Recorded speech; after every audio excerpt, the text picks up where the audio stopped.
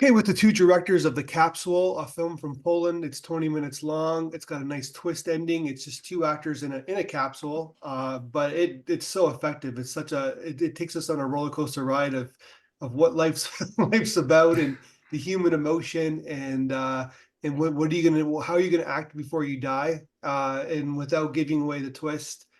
So Camille, I got the two co-directors. So you guys made a really fantastic film. You made it a nice visual experience. I'm just curious about the idea of this film. So Aga, you wrote the screenplay, correct? Yes, that's right. But the idea was actually Kamil's.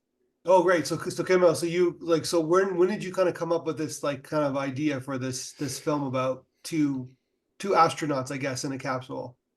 Yeah, so the first time I thought about this idea was when I heard the story of my fiance's uncle. He was a miner here in Poland, and he had an accident down there, and he was stuck in some kind of mining machine for a few long hours, not knowing if his colleagues are gonna rescue him.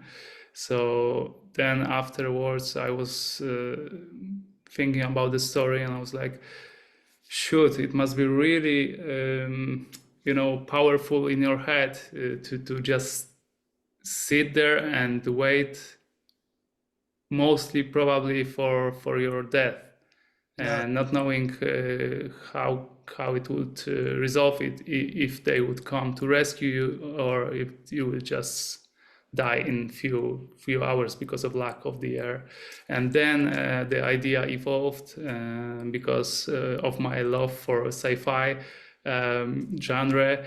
I thought that we could arrange this idea and make it in space. And then when did you come to Aga? It was I think 2 years after, when I was looking for someone to help me with writing, because I'm not I'm not writer, I'm not good with writing, so I was looking for someone, and hopefully I found Aga. How did you guys meet? How did you guys find each other? We've met through another film project that I'm doing with Kamil's fiance, actually. And so she put us together because she knew Kamil was looking for a writer, and because I'm a writer, then yeah, that's how we came together. And then he kind of pitched you I'm assuming he pitched you the idea, the concept? Yeah. And as soon as I heard it, it was a very two sentences that he said, but it just felt so compelling right away, and I knew that it would be really fun to explore this idea. So then, but was it always designed to be like a around 20 minute short film? Was that always the concept? Yeah. Yes. And then did you go off and write the screenplay and come back to him for what was the process? Yeah, pretty much. I mean, obviously, we were as I was writing, we were talking as well. I was consulting any new ideas I had with Kamil, and he read the screenplay as it progressed. But to be honest with you, it wasn't very difficult to write, as in the version we have in the film is pretty much what I wrote, and it's, well, I'm not going to say the first draft, but it's quite close to the first draft. It wasn't rewritten many times, because it just somehow felt like it was kind of right from the start. So, and then, so you always had did you guys talk about the twist? Did you always want to have that ending? Because the ending is, I don't want to give it away, but it has a kind of profound effect to the film. Yeah. It was always designed like this. From the beginning, I knew that I wanted to end it with a twist. And then, so when did you guys start filming? When did you guys start? Okay, let's start filming. Then you co-directed, I guess. You're the both co-directors. Well, how did that process occur? Why did you guys decide to co-direct? Aga just asked me to help me with directing, and I agreed because I also produced the whole movie, so it was kind of difficult to manage all the processes ongoing when doing the film. When making the film, and so I thought that Aga's help would be very, very nice to have. Yeah, and you were also the cinematographer. Okay. We on the set, it was one day basically with the last scene was shot on a different day, but basically 90% of the film was shot in one day, and we had a very small team there because it was like self-produced, like Kamil said, and so he was operating the camera, and so I could focus more on working with actors. Gotcha. Well, let's talk about the actors, because obviously they're the key to your film. They're in every scene. There's lots of close-ups. There's lots of there's definitely a journey. There's definitely an arc with both of them. If their performances aren't there, then the film isn't there. So tell me about finding those two amazing talents who kind of really made your film. So yeah, both of the actors they are my friends, and I've previously worked with Christoph with Krzysiek, and with my first short movie, This Harmony, which you can also find on the internet, and I knew that he's gonna get it right. And then I was just looking for someone. I did like some online casting just to find some female actress to act with him, and I know few actors that could be. I knew that the film is gonna be heavily based on how they will play. Yeah. So I knew that I wanted very good actors, and they didn't fail. So that's nice. So then it's funny, their chemistry or even lack thereof is affected in the film. So there had to be a cohesive unity. So you started with Christoph. So then did you kind of audition to find the other actors? I'm just curious. Yeah, we did some short scenes that they played, and we met a few times, and I saw that they are clicking very well together, and we went with it. You went with it, and so what did they? I'm curious. What did they think of the final product? Sorry? What did they think of the final product? What did they think of the film when they first saw it? Yeah, they were very very happy and very surprised how the film looks, because for such a small budget and for such a small team, we achieved, I think, like some, let's say, maybe some say the Netflix look of a movie. So I'm pretty happy how it turned out.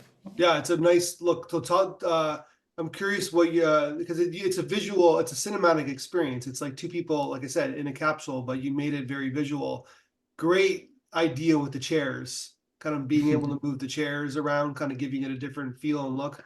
Tell me about your game plan from a directing standpoint, a shot list standpoint. Did you guys have a cohesive shot list already established? Did you storyboard anything? I'm just curious what you guys did. Yeah. We were planning it very truly, because I knew that just to cut the costs, we only had like basically one angle of view.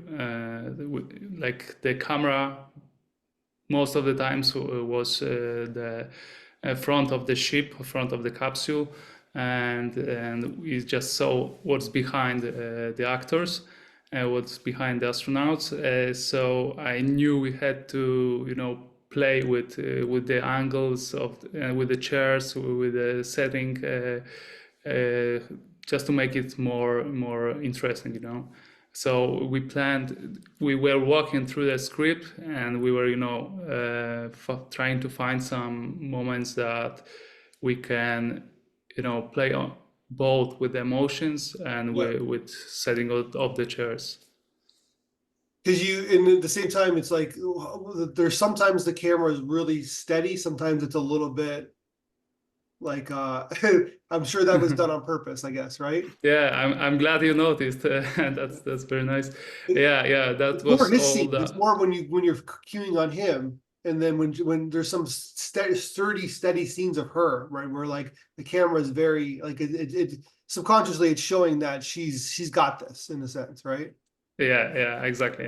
So we were, you know, kind of trying to match the feeling and you know, the character, to match the character with camera movements.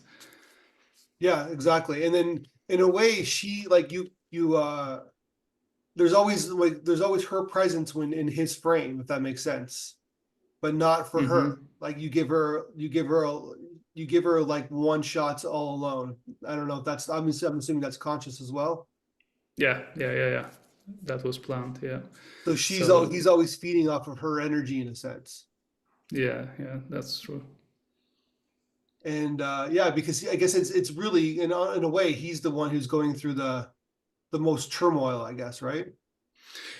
Yeah, Aga can answer it because she was, you know, designing the characters. Exactly.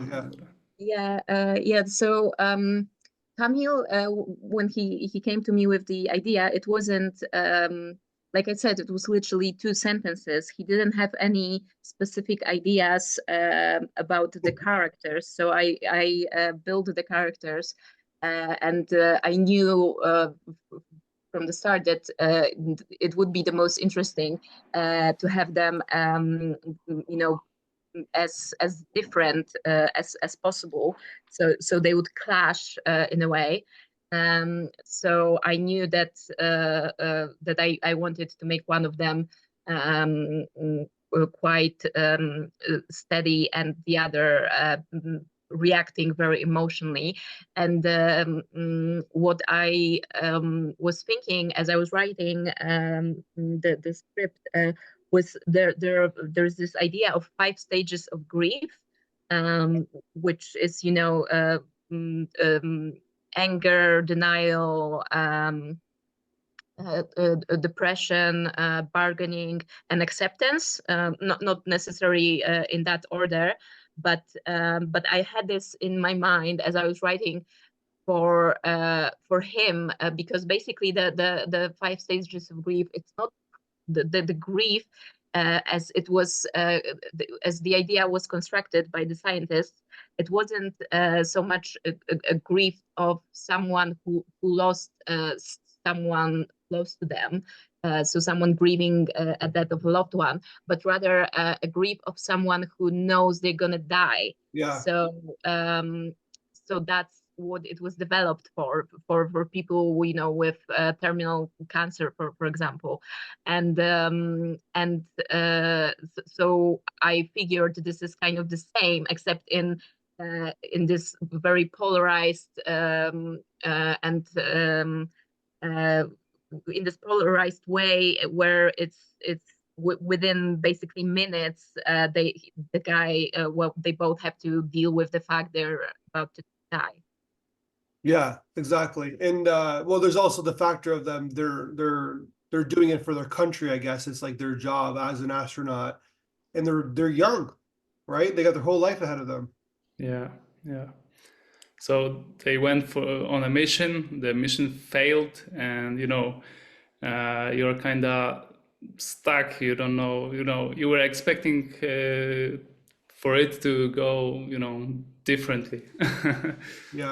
Yeah, and one more thing that I was you know, as I was researching the subject, I was trying to find examples in real life of people who know they're gonna die, but they're not terminally sick necessarily. And I was reading about World Trade Center, and people who decided to jump out of the buildings there. Okay. It's a bit of a similar situation. Which brings up my next point. It's funny that you mentioned that, because it was like, if I was them, I would just want to jump out of that capsule. Like, I would want to get up and basically, like, I don't care if I'm dying, I want to get out of there. I want action, I want movement, right? Almost like the World Trade, unfortunately, the World Trade Center people. It's like, I'm not going to sit here and get explode myself, right? I'm dead, so I might as well just jump, if that makes sense, right? Yeah. So there is we just wanted to to show Christoph character approach to this subject, and how he would play with it, because deep down he knew there were some procedures that he needs to go with, and he needs to wait till the end, and just to not to give up earlier. It's funny because his performance is almost like he's glued to the chair. Like, that's how he kind of plays the role, right? Like, even the way he's like stiff, like he's very stiff in his chair, right? Like, he can't get out. Yeah. There. I think the character got to him, and that's how he chose to play it. Yeah, exactly. And she just has this kind of like elegance to her, right? Like, even the way you set up her hair and her makeup, and like there's like kind of she's a refined individual, I guess. Yeah. I one of my friends, when they saw the film, they said that they thought that maybe the twist will be that she's an alien based on her glowing skin, but yeah, that's not the twist. Yeah, I thought of that when I was watching the film too, right? For the first time. So yeah. So good. We deceived you. Yeah.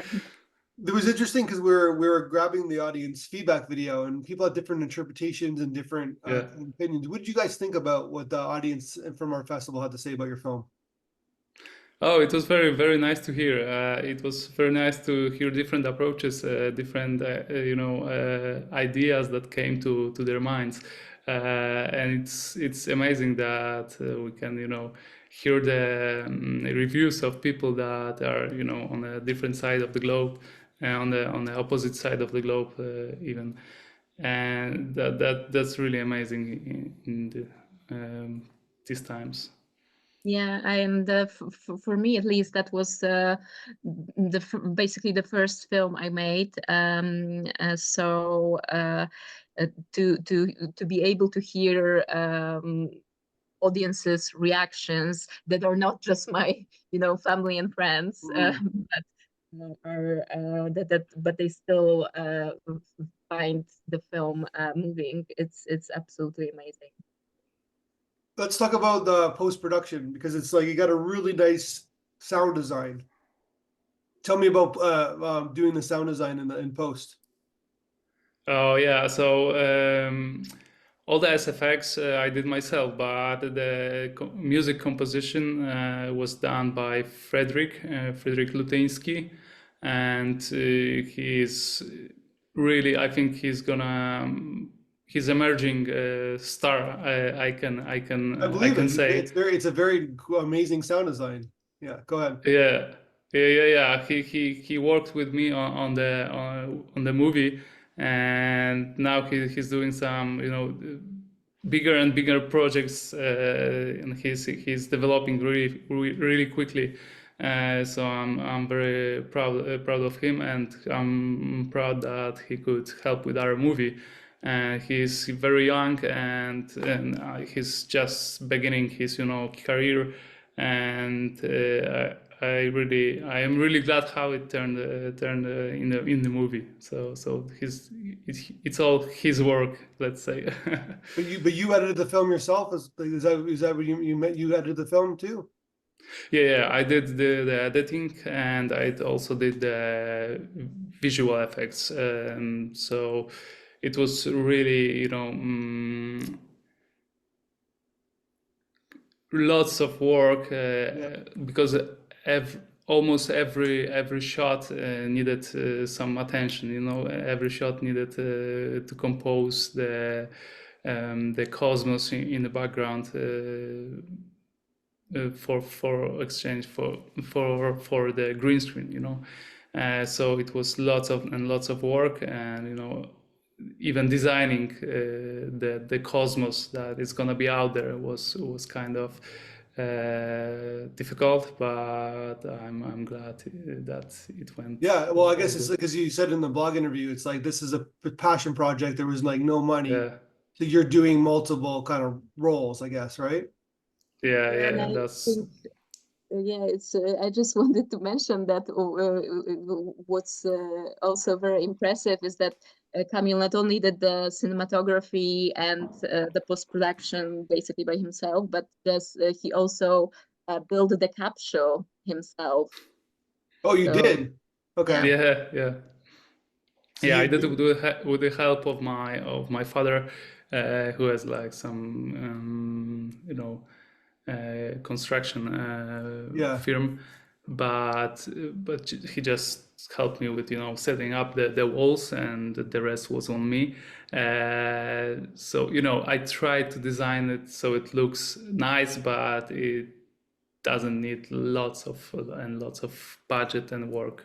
Yeah, it kind of looks, you don't want it to be too nice, I guess, right? Like, and I think some people also noticed that at the beginning the idea was that the capsule is gonna be, you know, very, very small, very claustrophobic, and I tried to make it small, and I overdid it, I guess, because some people told me that with the wide angle wide lenses of the camera, sometimes it looks even too big. So I could make it smaller, but right?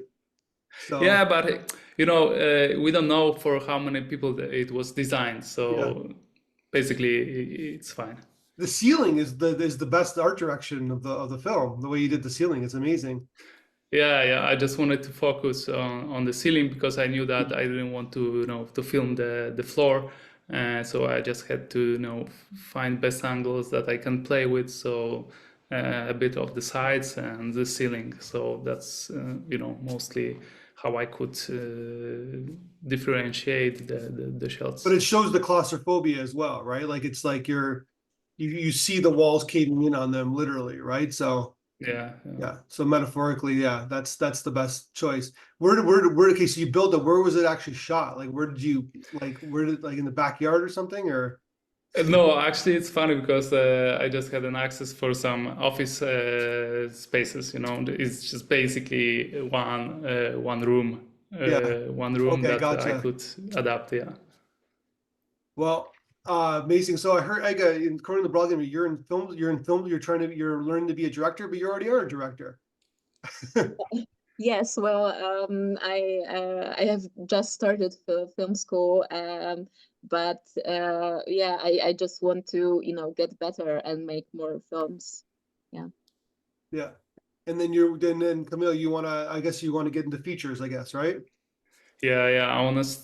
I would love to make some full feature movie soon. So hopefully I can make it. But as I just said earlier, I'm not good with writing, so I'm kind of hoping for help with some great directors and screenwriters. Yeah, well, that's a collaborative medium, right? That's what it's all about. Yeah. Well, you did an amazing job producing this film, right? You got a natural talent in Aga, and she made it. It's a really great script. It's like not easy, so. I mean, it's I know that it's not, you know, the easygoing movie, not for everyone. It's not light topic, you know. So I'm aware of that, but I think if people go, you know, they watch the movie and not distracted, and they focus on it, then they can go for a nice ride with us. Well, the North American perception is that that's the Polish way. Polish don't make light romantic comedies. They make some pretty dark and disturbing films. Yeah, I Yeah, guess. Yeah, well, I guess well-known films from Poland are usually not light. Yeah, so that makes sense. That and the best cinematographers in the world, right? So yeah. Yeah. that's the two things you know from the North American like dark films and great cinematography. That's what we are trying to be. Well, you're succeeding for sure. All right. Well, thank you very much for your time. Great film. We're proud to show it, and we'll talk. I'm sure we'll talk both of you again individually or even together, and on when you make your next films. Thank you very much. Thank you. It was so nice to talk to you.